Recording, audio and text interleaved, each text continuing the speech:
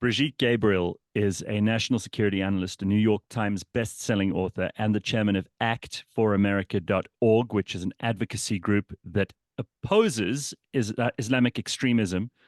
She doesn't beat around the bush. I have been watching various things that Brigitte has been doing on the internet for years. I said to her when I first spoke to her just a minute or two ago that this is for me a culmination of probably close to 15 years of wanting to meet her, to speak to her, to hear her thoughts on the most recent current affairs, and to hear how her positions may or may not have changed over the years. She has an incredible life story, and it is an absolute pleasure to welcome her to our show today. So, Brigitte, thank you. Thank you, Gareth, for having me with you. I'm honored to be with you today. Well, to give people a bit of background here, because I think your story, even though so many people all over the world must have already heard it, I know you got 2 million people who follow you and pay attention to everything that you're doing, not just with ACT, but your own media career, which has been long and full of flourish and amazing, incredible achievement. But you're a Lebanese-American.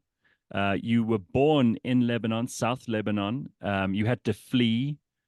I'm giving a very brief synopsis here, but it deserves a little bit of time. So perhaps the best thing you can do is just start off for people in South Africa, particularly who don't know your story, just to tell them how you got involved in everything since 9/11 and how you became a voice for the things that you espouse so passionately. Well, thank you. Okay, buckle down for the ride. Here it comes. Here's the story.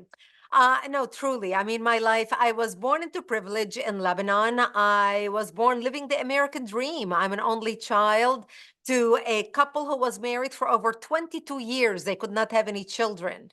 And after 22 years of marriage, here I show up into their life at the later years of their lives as a miracle in their life. My father was a businessman. He had retired from the government, took all his money and built real estate with it. We owned the biggest, most famous restaurant in southern Lebanon. So I was born with a chauffeur to drive me to school and help in the house. I was truly born into the Lebanese dream. Unfortunately, Sorry, just before you go on, because people also don't know a huge amount about Lebanon unless, like you, they've either lived there or they've studied it. I mean, Lebanon is a country full of contrasts, and the Lebanon we see today is not the one you were born into. You were born into a Christian Lebanese family, Maronite Christian, I presume. This is a thing that most people don't associate with Lebanon anymore. That's a great question. Thank you for bringing that point up. I was born into a Christian family. Lebanon was the only majority Christian country in the Middle East. When we got our independence from France, over 70% of the population were Christian. Unfortunately, all that began to change as we started importing people into our country who did not share our values. And also, Muslims in Lebanon, the majority are Shiite, multiply at a much faster pace than we do. We Christians, get married, have, 3, 4 children. By the time our kids are born, we start thinking what college we're going to send them to, what schools we're going to send them to, what life we're going to give them. Muslims, especially Shiites, on the other hand, are allowed to marry up to 4 wives at a time, not in a lifetime. All a Muslim man has to do is say that I divorce you 3 consecutive times to his wife, and he divorces her, and that's it. You're divorced, talaq, talaq, talaq, and that's it. And then he marries another woman.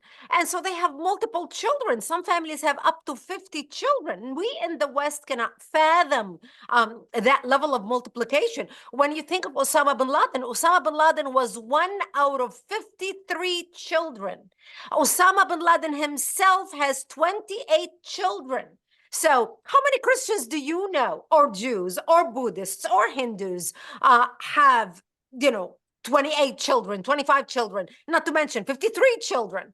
So over the years in Lebanon, that began to tip the scale. Now, the Lebanon that I was born into was known as Paris of the Middle East, the banking capital of the Middle East. We were open-minded, we were fair, we were tolerant, we were multicultural. We prided ourselves on our multiculturalism. We had open borders. We welcomed everyone into our country from the Arabic world. Arabs sent their children to study in our universities because we had built the best universities in the Middle East. They graduated and worked in our economy because we had built the best economy in the Middle East, even though we did not have any oil. Lebanese Christians are very smart in business. You know, there are many Lebanese Christians in Africa, all over Africa, and they prosper and they build businesses. Lebanon is also a republic, very much like the United States, which is very different, in a sea of Arab dictators, you know, what I call the Middle East Arabs with flags. You can identify every country by one man regime or one royal family. And, you know, tribes with flags. That's the Middle East, with the exception of two countries, Lebanon, which used to be majority Christian country, and Israel, which is a majority Jewish country. My 9/11 happened to me in 1975 when radical Palestinian terrorists at the time blew up my home, bringing it down, burying me under the rubble wounded.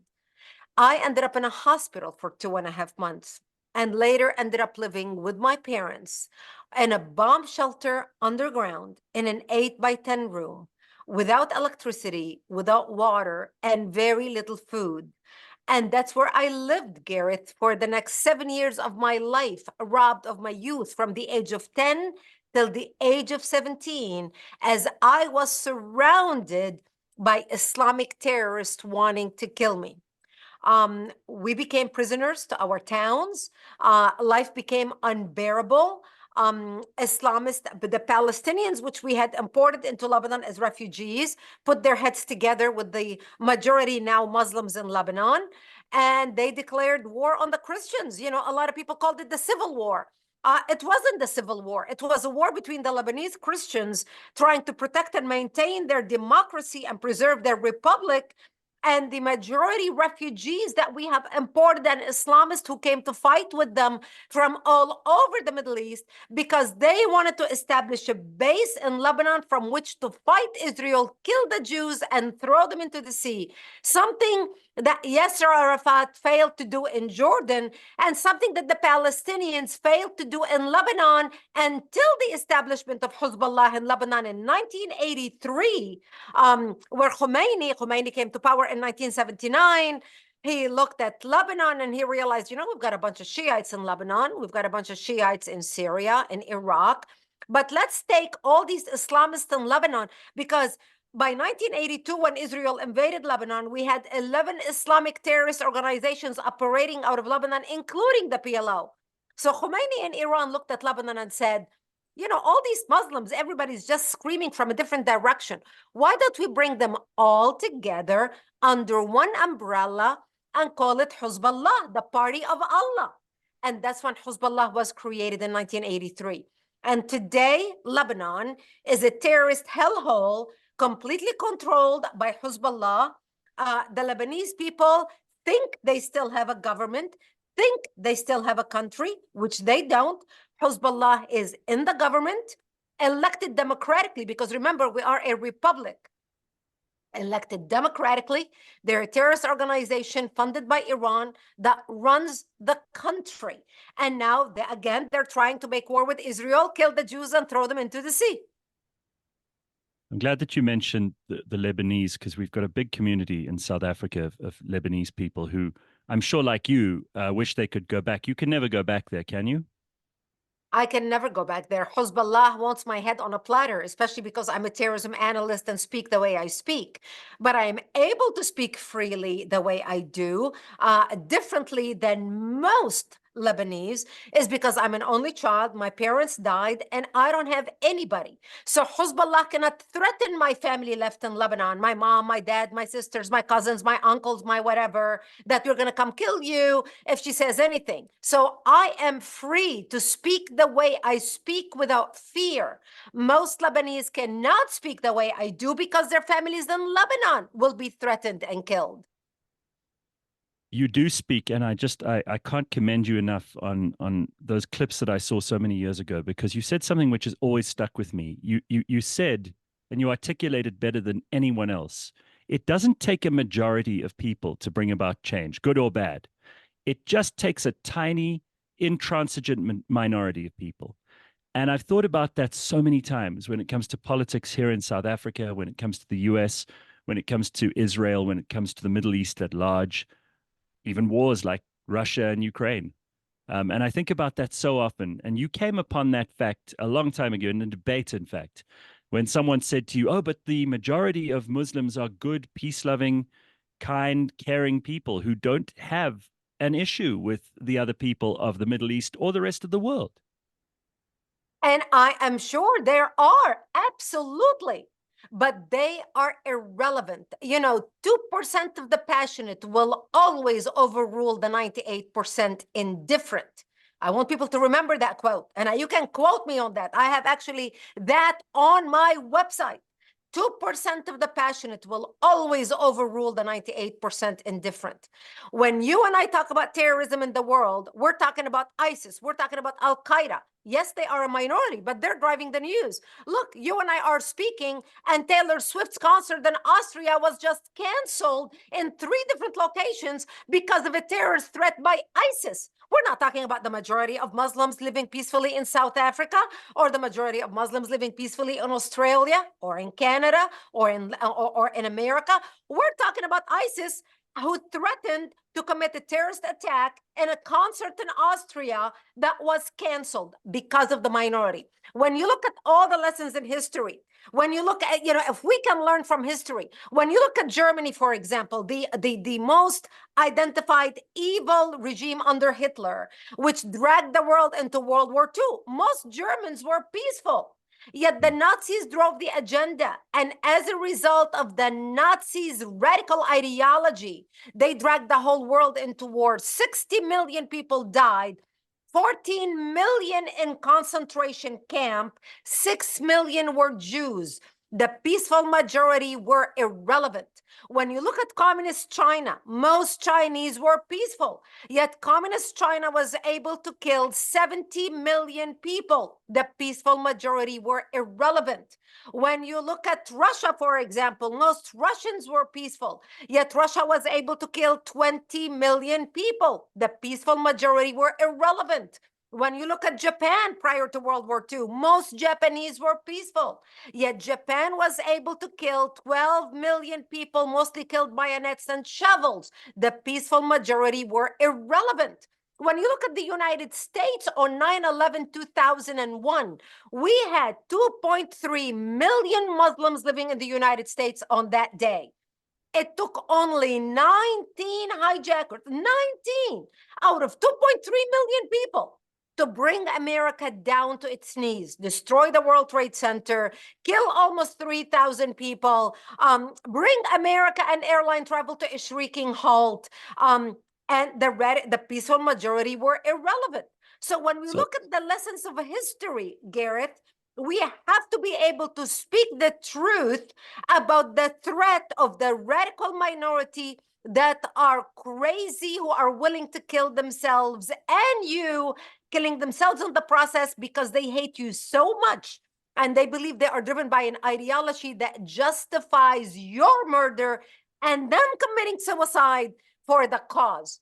Unless we speak this boldly, we're going to lose our nations and we're going to lose millions of people. It gives me goosebumps to think about how you talk about 9/11 and what that did to you. That was the day you discovered your purpose, you say, and it's no small thing. And I don't want to gloss over it. Like, unfortunately, we had to rush through your life story. I encourage everybody to read your books.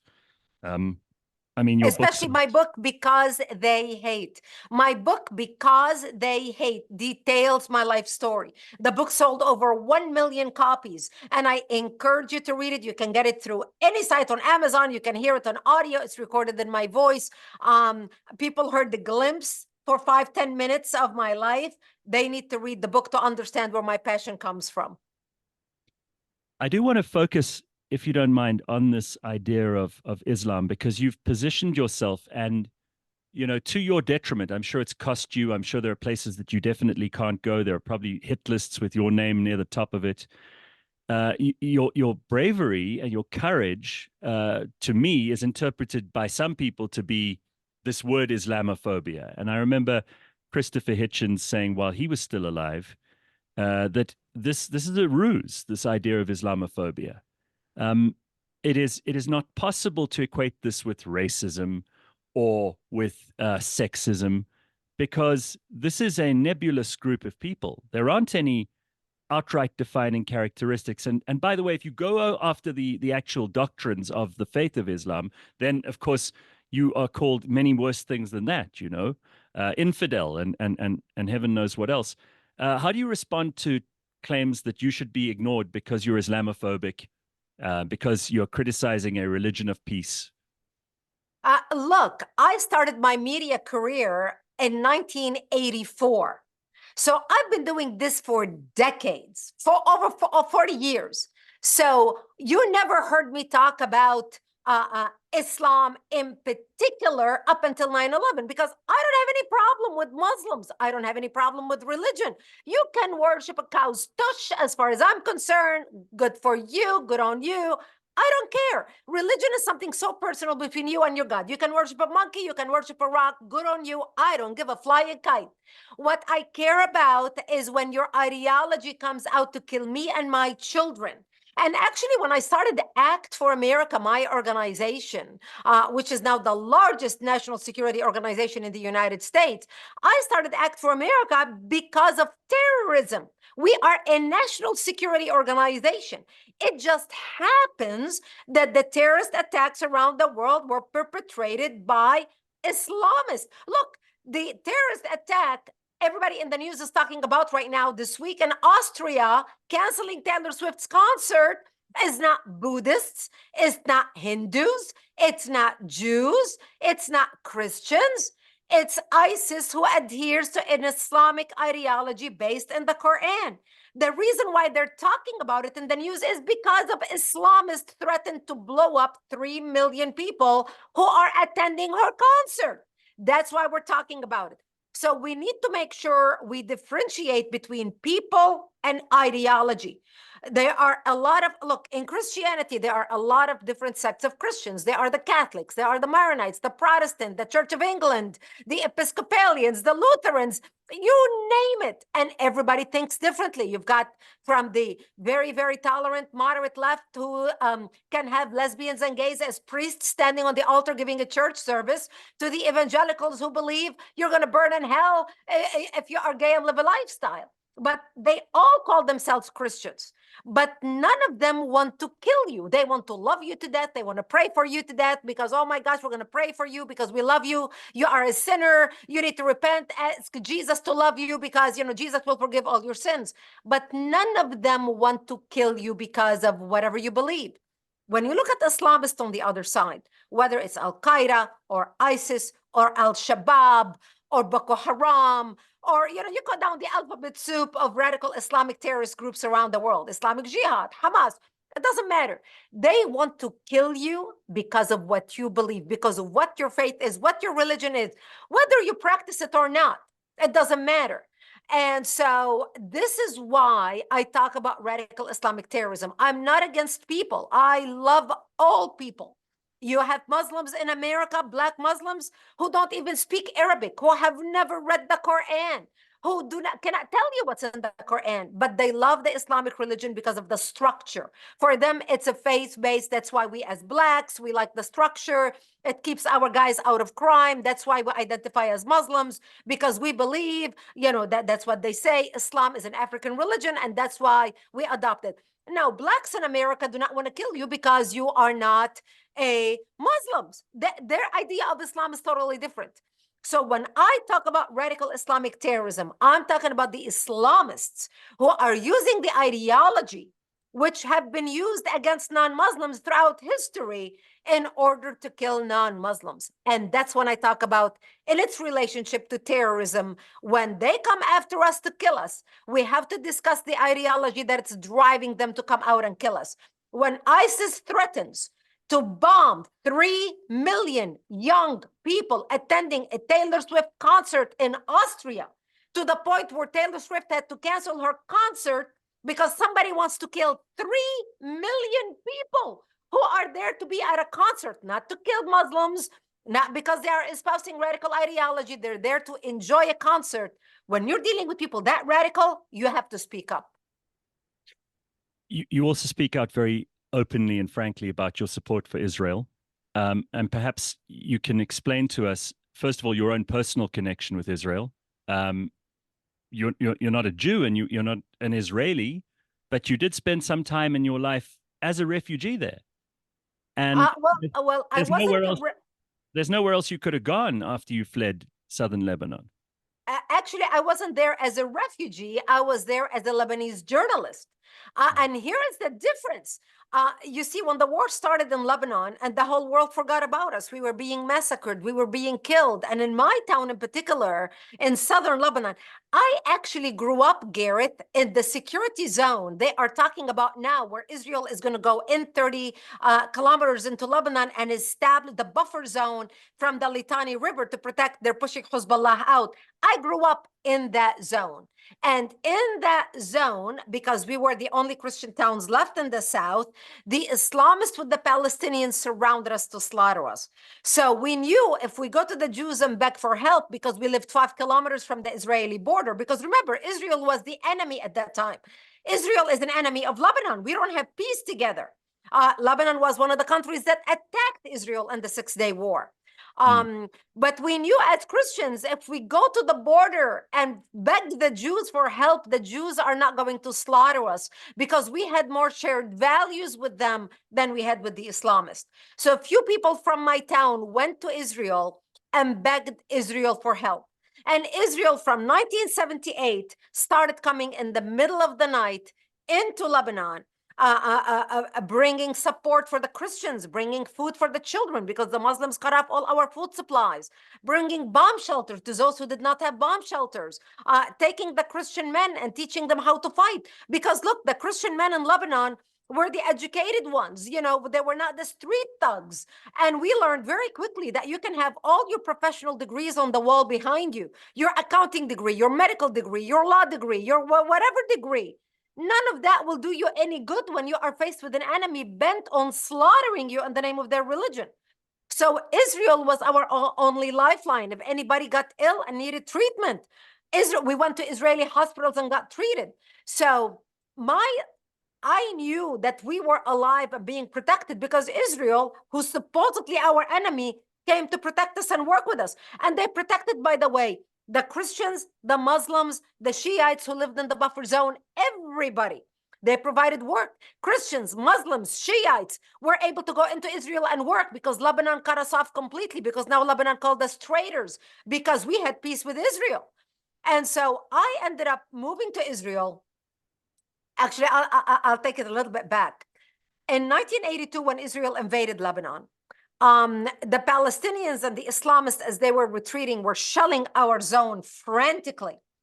And Israel, working with the Christians, trying to help the Christians take back their democracy and reestablish their democracy in Lebanon and kick out the radical Islamic element that had taken control of the country at that time.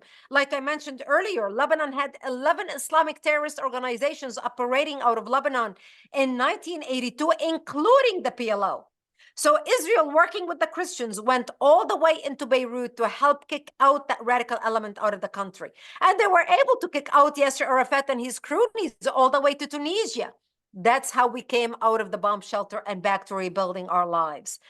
During that invasion in 1982 on Operation Litani, as the Palestinians and Islamists were retreating, they were shelling us frantically.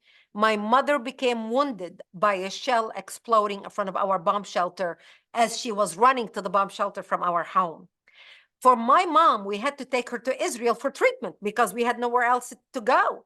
For my mother, it was a life-saving opportunity. For me, it was a life-changing opportunity. I remember going to the Lebanese hospital, and my father had pulled $60 out of the mattress, and he said, here is $60 in case you need it, in case you need to go to Israel.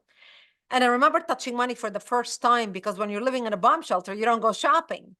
And I took that money, put it in my pocket, we went to the Lebanese hospital, which was a room out of the bombed out hospital that Israel had fixed up. They put a doctor there and two nurses on duty to help people, give them first aid until they can be taken to a hospital. They gave my mother first aid. They put her in an Israeli donated ambulance, and we drove to the border, which was about a 10-minute drive. We flew under the bombs as the Islamists and Palestinians were shelling us. We got to the border. They took my mother out of the ambulance and put her into another Israeli ambulance inside Israel to take her to the nearest hospital, which was Itzfat Hospital, to give her treatment. And you're going to be hearing a lot about Itzfat Hospital because when Hezbollah starts shelling Israel, that hospital is the only main hospital in northern Israel that can take care of people. The Lebanese driver walked around the ambulance and asked me if I had any money. And he knew my parents. He was, an acquaintance of the family. And like an innocent 17-year-old teenager, I put all the money out of my hand and I give it to him. And I said, how much do I owe you? And he looks at my money and he says, give me 30, which was half the money I had. I give him 30. I thank him very much for his service. He said, this is a fee for the ambulance ride. Of course, I understood. Now, they put us inside another Israeli ambulance and drove us 1 hour to the Israeli hospital. And we were driven by a soldier who was a reservist who was just called into the service. We got into the hospital in Israel in front of the emergency room. They took my mother out and took her into the emergency room. And I walked around to the Israeli driver thinking to myself, my gosh, if the 10-minute ride cost me $30, I'm sure I'm not going to have enough for the 1 hour ride. And I took my money out of my pocket and I offered it to the Israeli soldier. And I said, how much do I owe you? And he looked at my money and he said, what is this for? And I said, it's for the ambulance fee for the ride. And he said, oh, no, you don't owe me anything. This is a free service from us to you. You keep your money and you take good care of your mother. And I wish her a speedy recovery. And I thought to myself, wow, I was so touched that this man who doesn't know me from Adam, doesn't know anything about me, was so kind to me. And then, and told me that the ambulance ride was free. And then I became angry because I realized the Lebanese driver stole my money. That was my first lesson in the difference between the Arabic culture and the Israeli culture.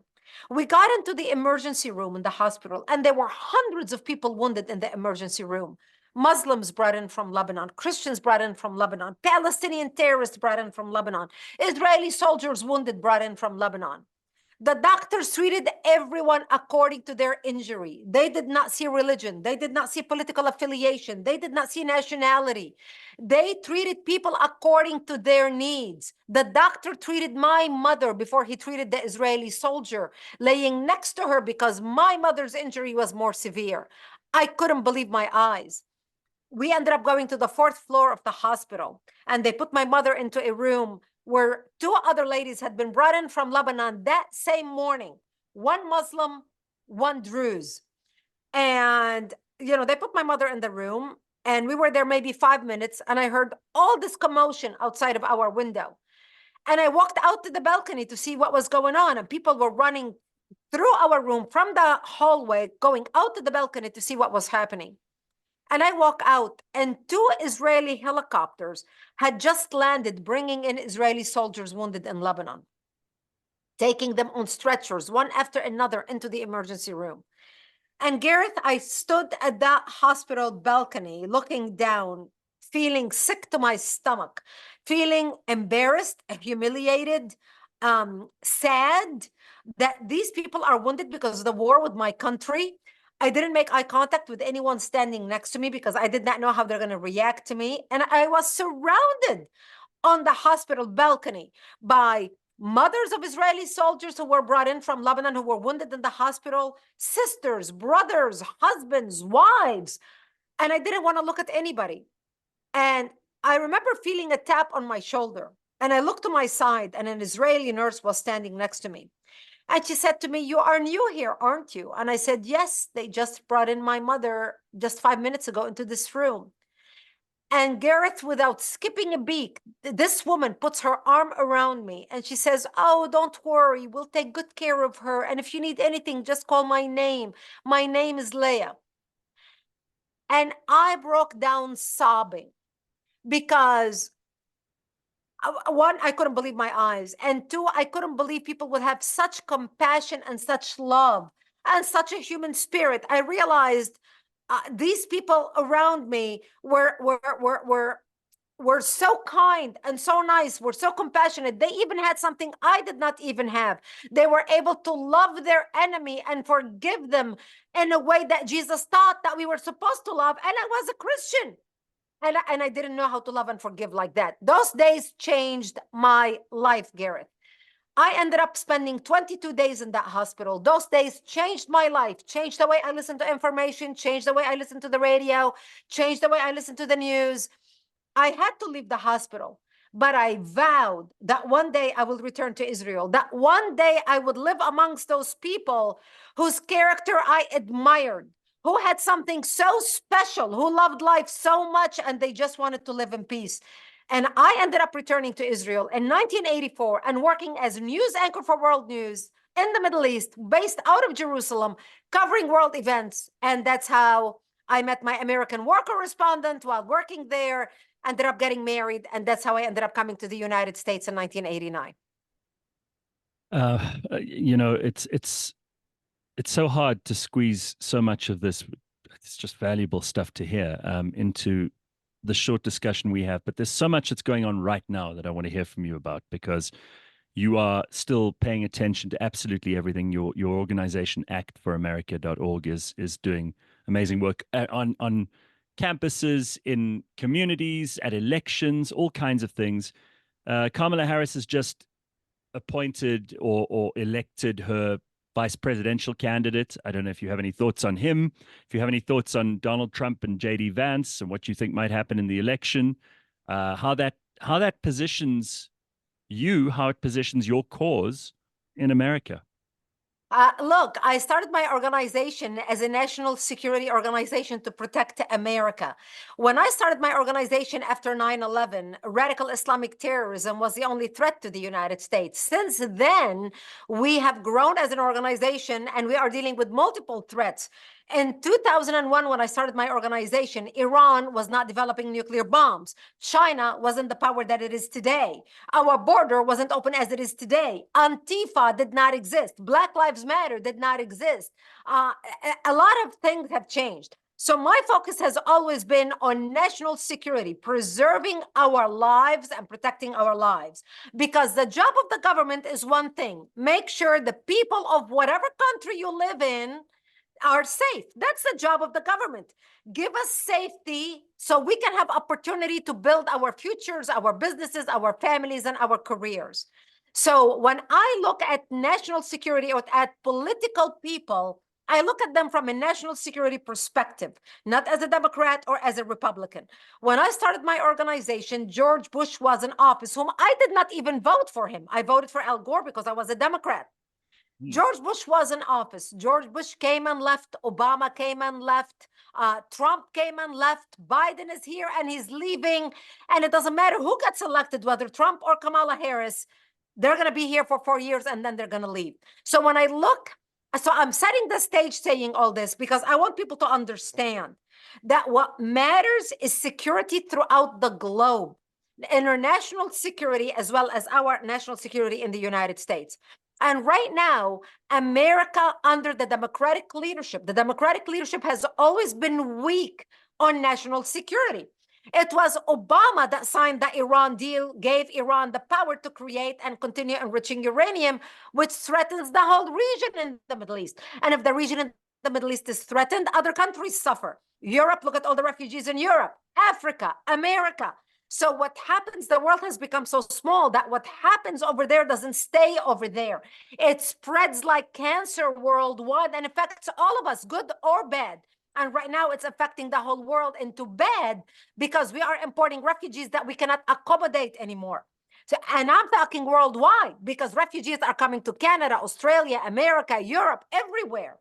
And so when I look at Kamala Harris and the vice president she chose, who's very weak, they both are completely radical. They are siding with Hamas, a terrorist organization. They are sending a message to our enemies that, look, We don't really care about our allies. It doesn't matter who our ally is. We are willing to betray our closest ally, Israel, and throw Israel under the bus because we care more about our political careers and who's going to elect us. And that's why we do not want to upset that terrorist radical base. What message is that sending to all our allies? Is Britain going to trust us? Is Austria going to trust us? Is South Africa going to trust us?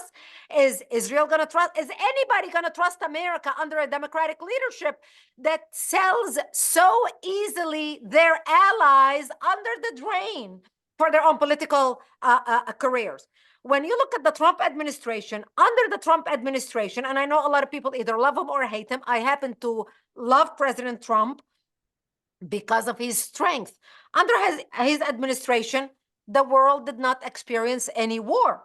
Zero wars. America didn't have or start any wars under the Trump administration. Not only he did not start any wars, he actually brought peace. Look at the Abraham Accord. Who would have thought you're going to bring 50 Arab countries sitting in Saudi Arabia, listening to him talk about how we're going to bring peace to the Middle East together, and you're going to work together with Israel. And we saw Dubai and Bahrain and Saudi Arabia and Egypt and United Arab Emirates. I mean, right now there are flights between Tel Aviv and Dubai. Who would have thought we're going to get to this point? He crossed the border into North Korea and he shook the hands of the North Korean leader. I mean, we had no wars under Trump. The whole world was stable because of a strong American leadership. And right now, we need to bring back a strong American leadership under the Trump and Vance Day leadership in order to bring the world back into the tranquility button so we can sort things out because of the mess that the Democratic Party and the Biden administration has created. I want to beg you for 5 minutes because Sure, absolutely. I know this is taking long, but go ahead. Let's continue. I mean, I could listen to you for very much longer. It's your time I'm worried about. So I have this theory about what's going on in the world at the moment, and you can probably expand on it better because you think about these things every day. You know, here in Africa, you mentioned already Al-Shabaab and Boko Haram spreading down the west and east coasts of this continent. We have populations who are being forced to convert at gun or sword point. Many people have been killed already. It's kind of a silent plague on our continent.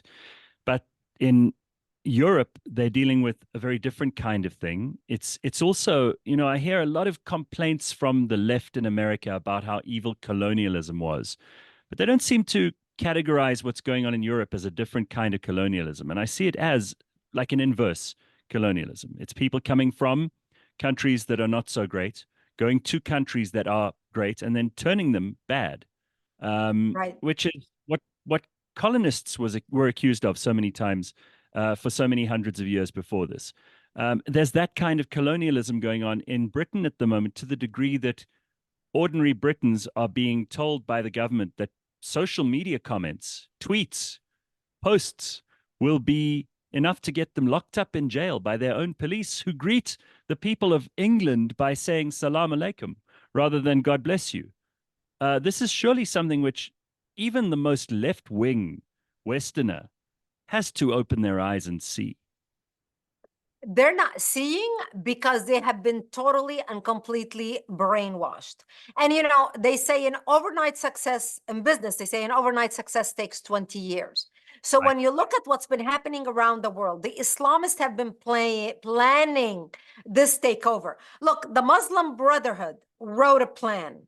In 1991, we discovered the plan for North America. It's a 100-year plan for radical Islam to infiltrate and dominate the West and establish an Islamic government on earth. In the counterterrorism circles, it became known as the Muslim Brotherhood Project.